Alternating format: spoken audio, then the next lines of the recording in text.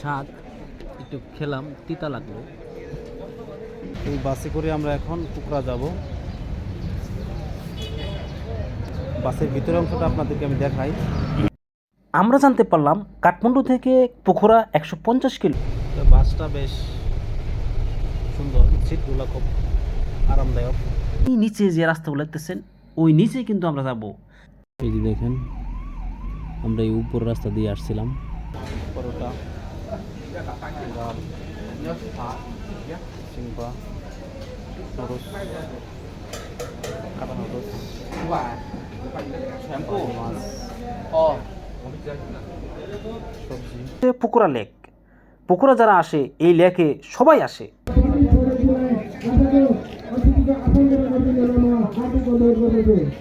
তো ব্রিজ এই দেখেন, সে একটা ভিউ হবে। ঝুলন্ত ব্রিজ এই দেখতেছেন। সময়টা ছিল 2024 সাল, ফেব্রুয়ারি 2 তারিখ। শীতের সকাল, কাঠমান্ডু শহরের সকালের যে সৌন্দর্য, নিরিবিলি একটি পরিবেশ, সেটা আপনারা দেখতে পারতেছেন। আমার কাছেও খুব ভালো লেগেছিল এই শীতের সকাল। আর এই শীতের সকালেই আমরা রওনা হলাম পুকুরার উদ্দেশ্যে। আজকে আমরা যাব পুকুরা। পুকুরা কী কী দেখব, কী কী থাকছে আপনারা এই ভিডিওতে দেখতে পারবেন। এই বাসে করে আমরা এখন পুকুরা যাব।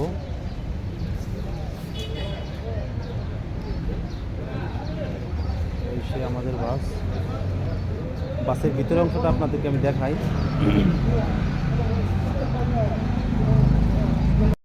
কাঠমান্ডু থেকে ভোর 6টা বিদেশি পর্যটকের সাথে আমরা বাসে এসে উঠে পড়লাম। আর বাস কর্তৃপক্ষ আমাদের কাছে জনপ্রতি টিকিট নিয়েছিল 1600 টাকা। আমরা জানতে পারলাম কাঠমান্ডু থেকে পোখরা 150 কিলো। আর এই উঁচু নিচু রাস্তাটি আমরা এই বাস দিয়েই আমাদেরকে যেতে হবে। আপনি চাইলে বিমান দিয়েও যেতে পারেন, কিন্তু বিমানের খরচটা আরও ব্যয়বহুল, তাই আমরা বাসকেই বেছে নিলাম। আর বাসটি ছিল এসি বাস। আমরা বিদেশি পর্যটকের সাথে এসি বাসে একসাথে করে পুকুরের উদ্দেশ্যে রওনা হলাম। আমরা এখন পুকুরের উদ্দেশ্যে রওনা হলাম। ঘড়িতে নেপালের সময় এখন 7:07।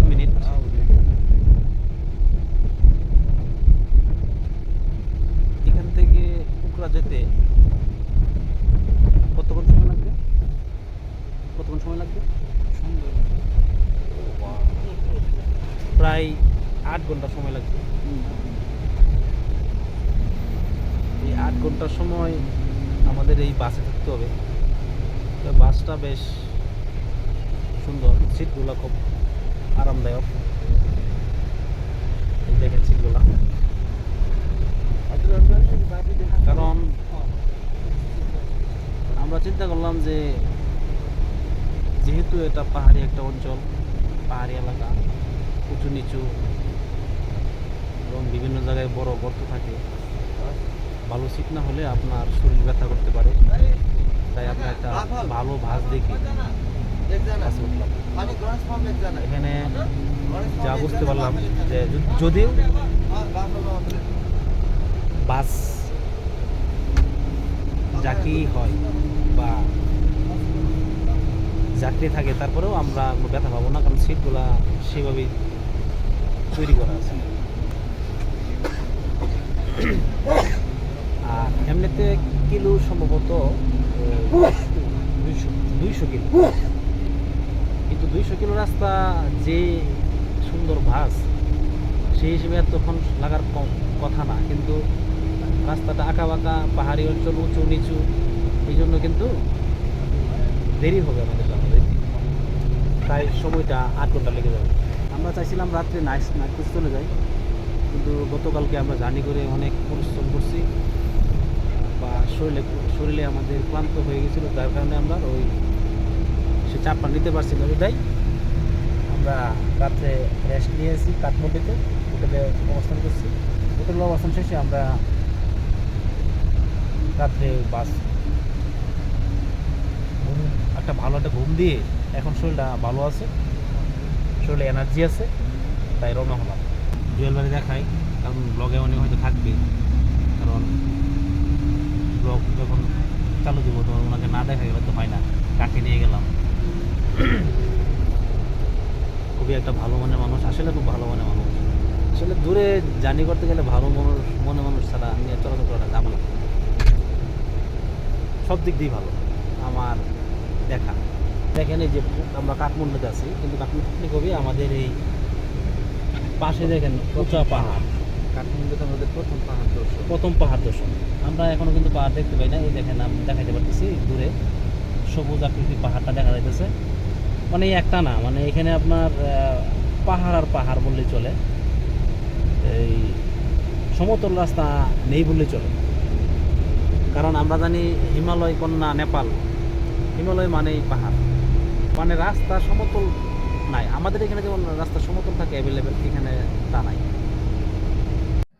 নেপাল যেহেতু হিমালয় অঞ্চল, পাহাড়ি এলাকা, সেজন্য কাঠমান্ডু শহরটা অনেক উপরে। আমরা যখন কাঠমান্ডু শহর থেকে পোখরার উদ্দেশ্যে রওনা হলাম, দেখলাম যে কাঠমান্ডু শহর থেকে কেবল আমরা নিচেই নামতেছি। আর এই রাস্তাগুলো কোনো সোজা রাস্তা নেই, উঁচু নিচু আঁকা বাঁকা থাকবেই। অর্থাৎ এটা যেন রাস্তারই একটা স্বভাব, যা আমরা দেখতে পেলাম। আর এই নিচে যে রাস্তাগুলো দেখতেছেন, ওই নিচেই কিন্তু আমরা যাব। অর্থাৎ কাঠমান্ডু শহর যে এত উপরে, সেটা আমরা এই রাস্তা দিয়ে যাওয়ার সময় বুঝতে পারলাম, কারণ আমরা কেবল নিচেই নামতেছিলাম। এই যে দেখেন আমরা এই উপর রাস্তা দিয়ে আসছিলাম।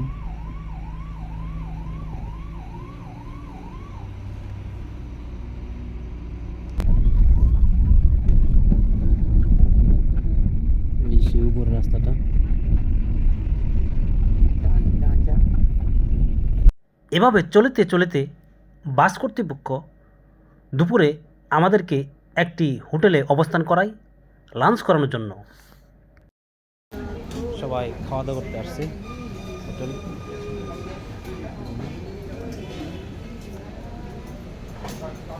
খাবারগুলো পরিবেশন আছে, পরোটা, ডাল, সিংপা, নুডলস, কাটা নুডলস, মাছ,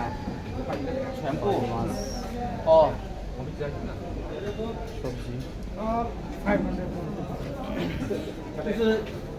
সস আইটেম। রেস্টুরেন্টের পাশেই নদী, নদীর ভিউটা দেখায় আপনাদেরকে। আগে রেস্টুরেন্টটা দেখাই। এই যে রেস্টুরেন্ট, খুবই উন্নত রেস্টুরেন্ট। এখানে 400 টাকা 600 টাকা খাবার বিল। আইটেমগুলো আপনাদেরকে দেখাইছি আমি। আপনি পেট ভরে খাবেন, যাই খান না কেন 400 টাকা আর 600 টাকা।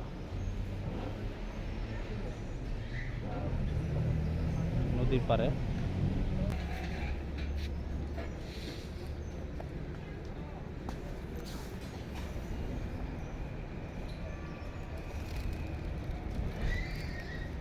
এখন দুপুরের লাঞ্চ বিরতি। আমরা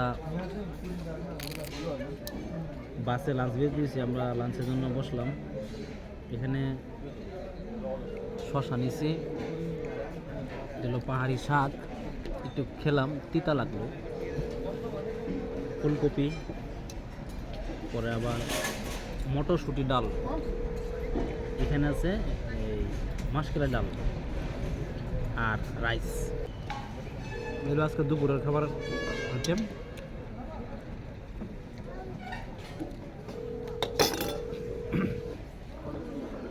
খাওয়া শুরু করলাম।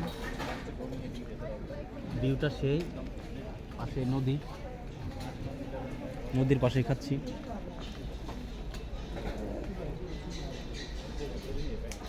বড় ভাই আছে সাথে। খাবার কিরকম হয়েছে?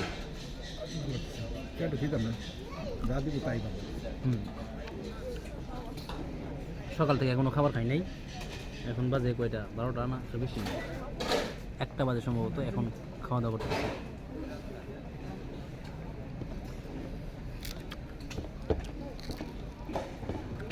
ভালো খাবার খেয়ে নেই। দুপুরের খাবার শেষে আবার আমরা চলতে লাগলাম পুকুরের উদ্দেশ্যে। পাহাড় কাটা রাস্তা বেয়ে বেয়ে চলতে লাগলাম। ওই পাশে পাহাড়, এ পাশে পাহাড়, মাঝখানে বরফ গলা সবুজ জল বেয়ে বেয়ে চলছে আমাদের সাথেই। নদী যেন আমাদের পিছু ছাড়ছেই না। সেই শুরু থেকে এই নদীটা আমাদের পাশ দিয়ে চলতেই লাগলো, আর এর ঠান্ডা জল এবং সবুজ জল দেখে দেখেই আমাদের সময়টা পার হতে লাগলো। কি সুন্দর প্রাকৃতিক দৃশ্য দেখতে দেখতে আমাদের সময় পার হতে লাগলো। জানালার দিকে তাকিয়ে যেন রইলাম।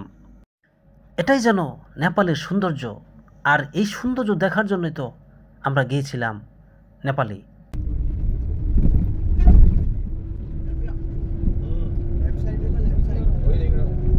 সেই ভিউ, সবুজ পানি, প্রচুর স্রোত, এই যে রাস্তা, মাথার উপরে পাহাড়।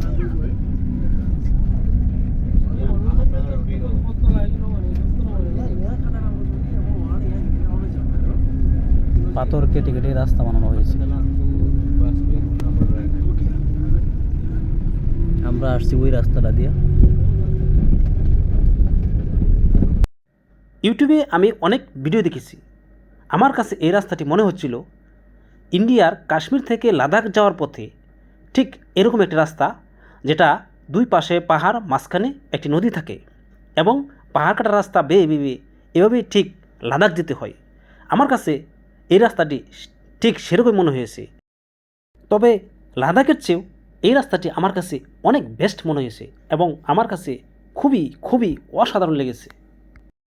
আমরা সকাল 6টায় কাঠমান্ডু থেকে রওনা হয়ে সন্ধ্যা 6টায় পুকুরা গিয়ে পৌঁছেছিলাম, আর এতটুকু সময়ের মাঝে সম্পূর্ণ রাস্তাটি সৌন্দর্য দেখতে দেখতে আমরা পুকুরা গিয়ে পৌঁছেছিলাম।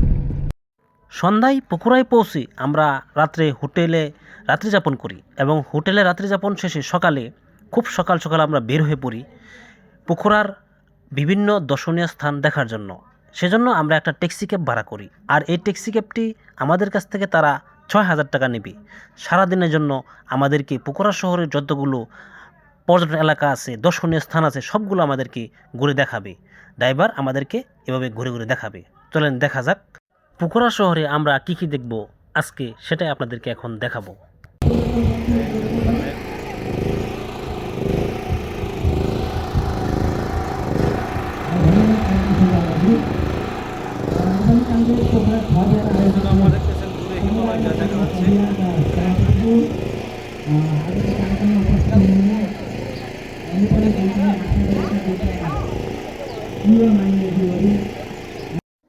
পুকুরা হচ্ছে নেপালের অন্যতম জায়গা, যেটা পর্যটন এলাকা হিসেবে বিখ্যাত।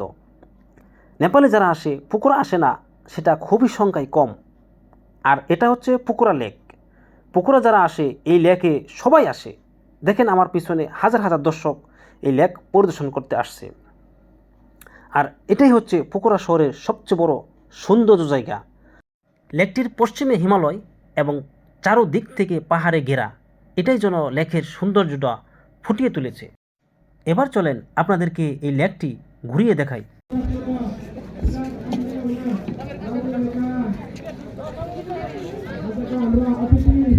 পুকুরা লেক।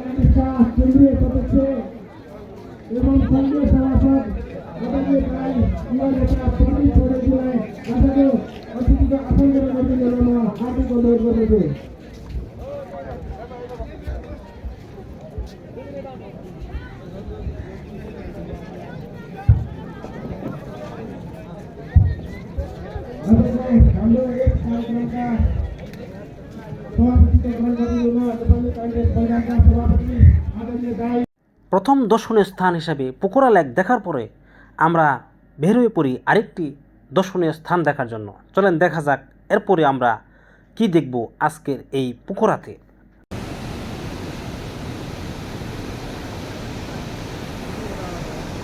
জলপ্রপাত অনেক গভীরে।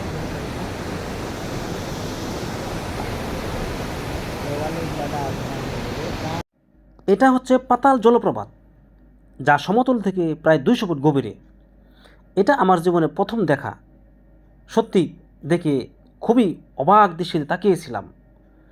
আমরা এই ভিডিওতে পরতে দেখব পাতালে কি কি আছে বা সেটা দেখতে কীরকম। দেখেন আমার সেলফি স্টিক দিয়ে যতটুকু দূরত্ব আপনাদেরকে দেখাতে পেরেছি ঠিক ততটুকুই, বাকিটা আমরা নিচে গিয়ে দেখব সেখানে কি আছে। এবার আপনাদেরকে বলে দেব এই পাতাল জলপ্রপাত কত টাকা টিকিট। আমরা এই পাতাল জলপ্রপাত প্রবেশ করার জন্য 200 টাকার টিকিট সংগ্রহ করেছিলাম। আর 200 টাকার টিকিট সংগ্রহ করে প্রথমে আমরা উপরের এই অংশটুকু দেখতেছি, যেটা আপনারা দেখতে পারতেছেন। এরপর আমরা নিচে যাব যেখানে পানি পড়তেছে, অর্থাৎ নিচের যে স্থানটা সেটা কীরকম দেখায় সেটা আপনাদেরকে এই ভিডিওতে দেখাবো। ঠিক এরকমই ছোট বড় বিভিন্ন দর্শনীয় স্থান আপনারা পোখরা এসে দেখতে পারবেন।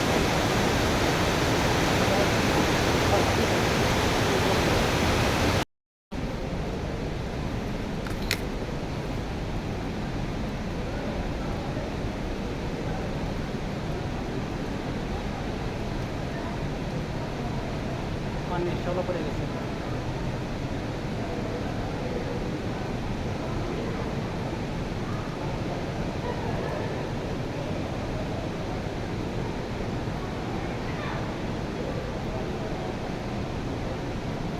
পাথর, বড় বড় পাথর।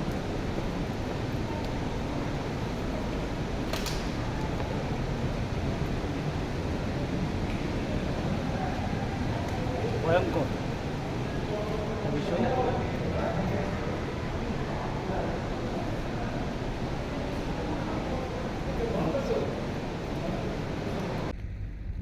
এখানে দেখতে পাচ্ছেন রাতের পোখরা। এখন প্রায় সময় মানে আমাদের এখানে মাগরিবের আজানের সময়, বাস অন্ধকার হবে হবে এই সময়টুকু। এই যে পুকুরা শহর পুরোটা নাইস ভিউ। রাতের পুকুরা, এটা হলো পুকুরা শহর। নিচের যে জায়গাটা দেখতেছেন এটা হচ্ছে পুকুরা লেক। এখান থেকে এই পুকুরা শহরটি সম্পূর্ণ সুন্দরভাবে দেখা যাচ্ছে। আর এখানে এসেছি আমরা আরেকটি নতুন দর্শনীয় স্থান দেখার জন্য। ঝুলন্ত ব্রিজ, এই দেখেন সে একটা ভিউ হবে। ঝুলন্ত ব্রিজ এই দেখতেছেন। ঝুলে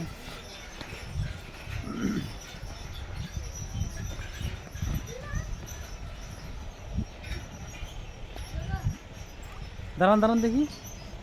এই যে ঝুলন্ত ব্রিজ দেখতেছেন, ঝুলন্ত ব্রিজ, পানি।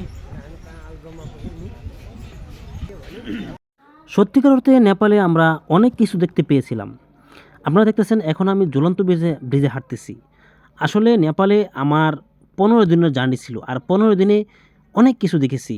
আপনারা আমার এই নেপালের ব্লগ ভিডিওতে দেখবেন আমি হিমালয়ে গিয়েছিলাম, তুষারপাত দেখেছিলাম, বরফ দেখেছিলাম দরবার স্কোয়ার, দেখেছিলাম মানকি টেম্পল এবং প্যারাগ্লাইডিং করেছিলাম এবং পুকুরাতে বিভিন্ন আরও রাইডস করেছিলাম। সবগুলো আমার এই দৃশ্য আপনারা আমার এই ব্লগ ভিডিও দেখতে পারবেন। আসলে একটা জায়গায় আপনি যদি অনেক দিনের জন্য যান এবং আপনার যদি ইচ্ছা থাকে তাহলে আপনি অনেক কিছু দেখতে পারবেন। আসলে নেপালে আপনারা যদি কেউ আসেন অল্প খরচের মাধ্যমে আশা করি আপনারা অনেকগুলো দৃশ্য দেখে যেতে পারবেন।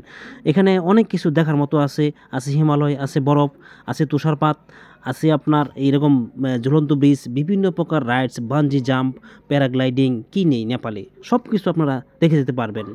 আমিও এসে সব কিছু দেখে সত্যি আমার এই জার্নিটা খুবই সফল হয়েছিল। আমার কাছে খুব ভালো লেগেছিল, জীবনের প্রথম জার্নি হিসাবে, এবং ভালো উপভোগ করেছি নেপালের এই স্থানগুলো।